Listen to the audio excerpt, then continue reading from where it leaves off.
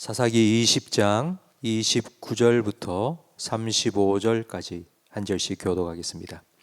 이스라엘이 기브와 주위에 군사를 매복하니라. 이스라엘 자손이 셋째 날에 베냐민 자손을 치러 올라가서 전과 같이 기브와에 맞서 전열을 갖추매 베냐민 자손이 나와서 백성을 맞더니 꾀임에 빠져 성읍을 떠났더라.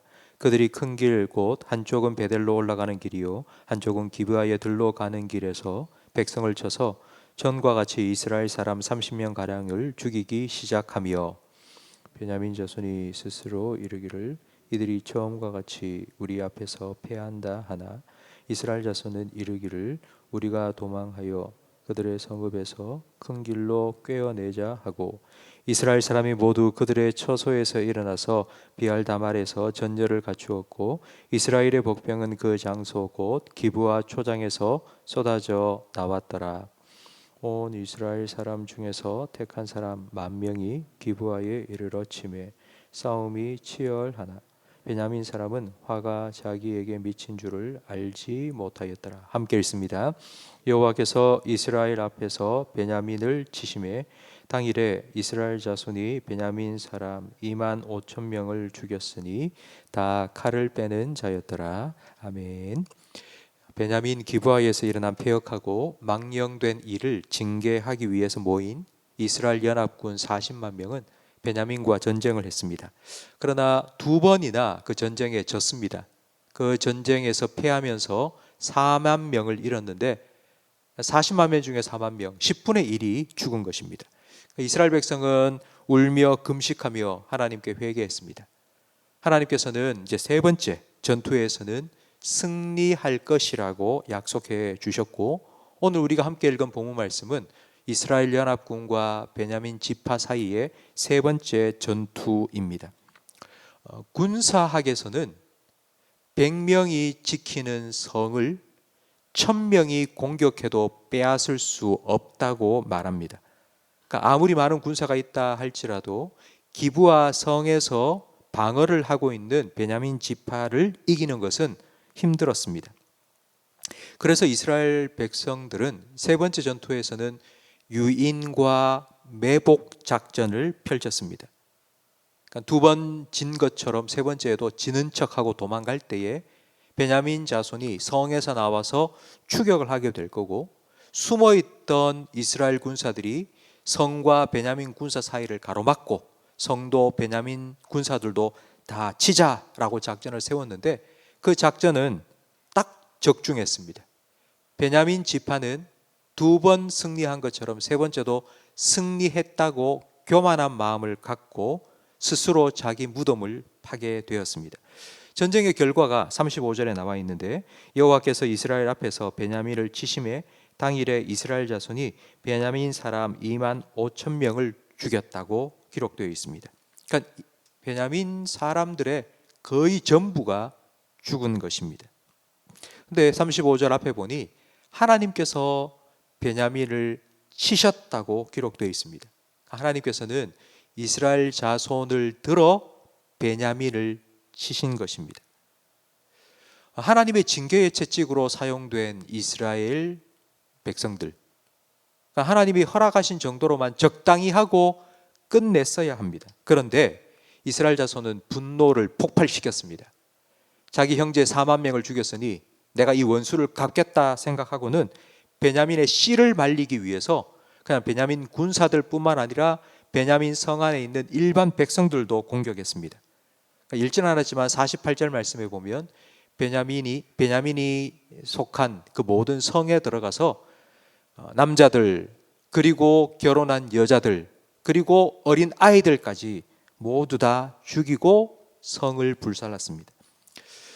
사사시대에 우리 사사기 앞에 보면 하나님께서 이스라엘 백성이 죄를 지었을 때 이방 민족을 들어서 이스라엘을 치셨습니다. 이방 민족을 사용했는데 근데 이 사사시대의 이 마지막 부분에 오면 이스라엘 백성 자기들끼리 칼을 들고 서로 치고 싸우다가 자멸하게 됩니다. 이스라엘 연합군이 승리했지만 그러나 기뻐할 수 없는 것이 자기들이 죽인 사람들이 원수가 아니고 형제들이었습니다. 우리나라의 6.25 사변과 같이 동족 상잔의 비극이 일어났는데 이 비극의 출발이 무엇입니까? 바로 한 사람, 레위 사람의 죄입니다. 그 한 사람, 레위 사람의 죄로 인해 베냐민 사람들이 죄를 지었고 이스라엘 백성도 죄를 짓게 되었습니다. 한 사람의 죄가 눈덩이처럼 불어나 커져갔습니다. 나비 효과라는 게 있습니다.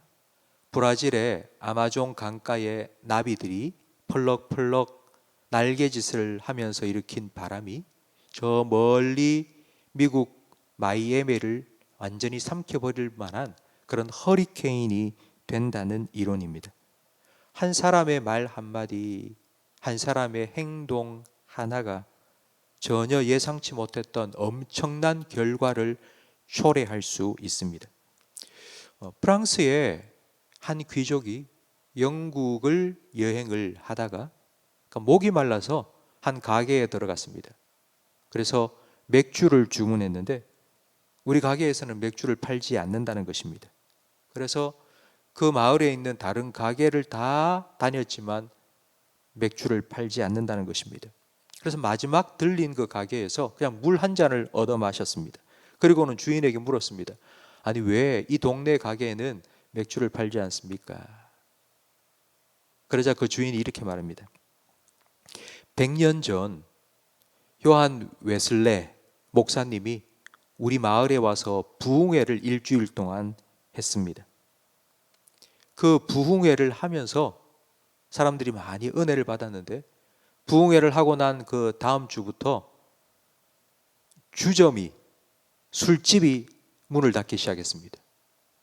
그 문 앞에 폐업 주인이 어젯밤 회심했음이라고 붙여지면서 술집이 다 사라지고 술을 파는 가게도 하나 둘 사라지기 시작했습니다. 여러분, 한 사람 요한 웨슬레이의 방문을 통해서 그 마을이 완전히 변화되었고 그 변화된 마을이 100년 동안이나 계속하여서 거룩함을 지켜나가고 있었던 것입니다. 사사기를 보면 이스라엘의 타락도 한 사람으로부터 시작되지만 이스라엘의 구원도 한 사람, 하나님이 택한 사사 한 사람을 통해서 시작되었습니다. 성도 여러분, 우리는 사사처럼 한 나라를 구원하지도 못하고 요한 웨슬레처럼 한 도시를 변화시키지도 못하지만 그러나 한 사람은 변화시킬 수 있습니다. 우리와 함께 살아가고 있는 우리의 가족들, 그리고 우리가 함께 신앙생활하고 있는 우리 교회의 성도들, 내 말 한마디, 나의 섬김, 작은 섬김 하나가 그들의 삶에 큰 변화를 줄 수 있습니다. 천하보다 귀한 한 생명, 한 영혼에 선한 영향력을 흘려보내는, 그렇게 하나님께서 찾으시는 한 사람, 하나님께 쓰임받는 그 한 사람이 될 수 있는 저와 여러분이 되시기를 주님의 이름으로 축원합니다. 기도하겠습니다. 하늘에 밀알이 떨어져 썩으면 많은 열매를 맺는다고 말씀하신 예수님, 주님께서 우리를 심으신 우리의 가정에서, 그리고 우리의 일터에서, 그리고 우리 교회에서 우리를 통하여 주님의 생명의 역사가 일어나게 해 주시옵소서. 먼저 우리의 마음속에 주님의 사랑과 주님의 은혜를 충만하게 채워 주셔서 우리를 통하여 그 사랑과 은혜가 흘러가게 해 주시옵소서. 그리하여서 사람을 살리고 사람을 키우고 사람을 고치는 주님께서 이 땅에서 행하셨고 주님께서 우리에게 맡겨주신 그 귀한 생명 사역을 잘 감당해내는 우리 교회와 우리 모든 성도들이 되게 해 주시옵소서. 예수님 이름으로 기도합니다. 아멘.